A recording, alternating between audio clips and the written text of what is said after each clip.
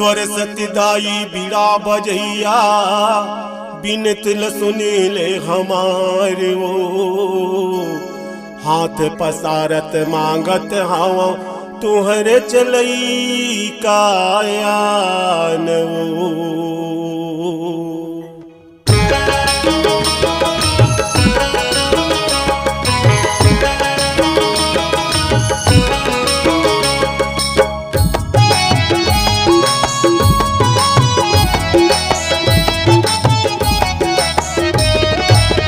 मोरे सिया राम लखन आए हो तोरे शरण मोरे सिया राम लखन आए हो तोरे शरण दर्शन पर तरसे दोनों नैना आजाद मोरी राम आएगा मोरी नैना आजाद मोरी राम आएगा मोरी नैना। मोरे बनवासी रामा मोरे अभिलाषी रामा मोरे बनवासी रामा मोरे अभिलाषी रामा दर्शन पर तरसे मोर नैना दोनों नैना आजा बे मोर राम हाय ग मोर नैना आजा बे मोर राम हे ग मोर नैना।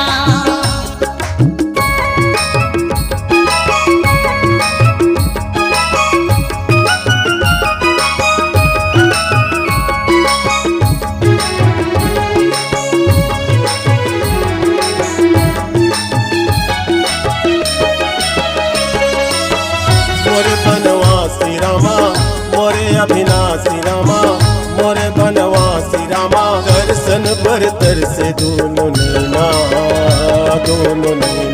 आजा बे मोर राम हाय ग मोर नैना आजा बे मोर राम हे ग मोर नैना। जंगल झाड़ी माँ पानी बादर माँ जंगल झाड़ी माँ पानी बादर माँ तिनला काटे मोर प्रभु रामा तिनला काटे मोर प्रभु रामा। आजा बे मोर राम हाय ग मोर नैना आजा बे मोर राम हे ग मोर नैना।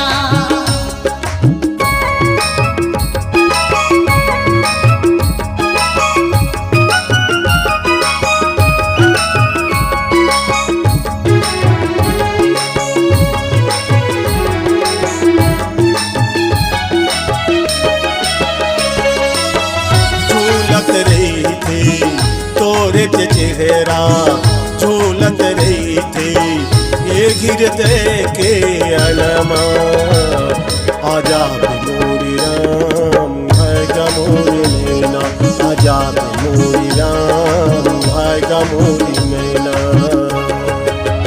बंदहु राम रघुवर को हेतु किसान धनी हिम करे को विधि हरिहर माया वेद प्राण सो अवगुण अनुपम गुणानी धान सो। आजा बे मोर राम हाय ग मोर नैना आजा बे मोर राम हे ग मोर नैना। मोरे सिया राम लखन आए हो तोरे शरण मोरे सिया राम लखन आए हो तोरे शरण दर्शन पर तरसे दोनों नैना आजाद मोरी राम है ग मोरी नैना। आजा बे मोर राम हाय ग मोर नैना आजा बे मोर राम हे ग मोर नैना।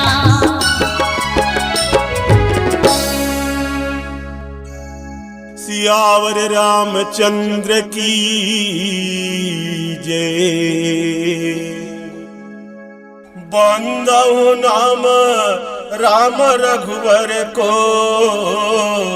अहे तू किसान भानी मकर को विधि हरिहर में वेद प्राण सो अगुण अनुपम गुण निधान सो। हे मानस प्रेमी बंधु गोस्वामी तुलसीदास कहते भैया भगवान राम अग्निये भानुये सूर्य और चंद्रमा घला भैया सब चीज वही भगवान श्री रामचंद्र है, जेकर रूप और बीज राम नाम ब्रह्मा विष्णु घला महेशे भगवान संसार के पालनहारी है। और ओ श्री रामचंद्र जी ला मैं बार बार प्रणाम करत हूँ कई के गोस्वामी तुलसीदास कहत है भैया। और फिर आगे फिर सुनबो। नमस्कार दोस्तों, नए नए छत्तीसगढ़ी गाने सुनने और देखने के लिए हमारी वीणा म्यूजिक को सब्सक्राइब करें और बेल आइकॉन के बटन को क्लिक करें।